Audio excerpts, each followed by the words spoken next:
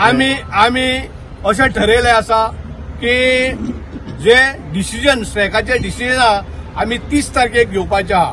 त्याच्या पयलीं आम्ही डिसिजन घेवंक ना, पूण मोस्टली आम्ही कंडक्टर ड्रायव्हर कदंबाचे आणि ईव्हीचे सगळे एकी कडेन येतले।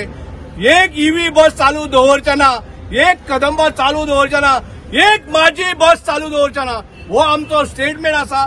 सरकाराक सांगूंक सोदता हांव, जे ईव्हीचे कामदारांक त्यांचो योग्य तो पगार आणि कदंबाचे जे कोण त्यांचे कितें मांडावळ आसा आणि कितें मागला ते व्यवस्थित पडो जाय। ना पडना जाल्यार 30 तारखेक आम्ही डिसिजन घेतले।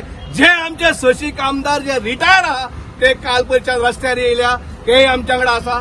फाल्यां सकाळी 30 तारखेच्या पयलीं आमचे डिसिजन ईव्हीचे आनी आमचे जाल्यार आम्ही जे डिसिजन घेता त्या सरकारान ते एक्सेप्ट करचे पडटले आणि फुल आम्ही रस्त्यार येतले। आणि ते ह्या मिडियाच्या माध्यमांतून सांगूंक सोदता हांव, जे आमचे प्रवासी आसा त्या प्रवाशांक रिक्वेस्ट करता हांव, हो चंद्रकांत चोडणकर सगळ्यांनी आमकां सपोर्ट करपाचो।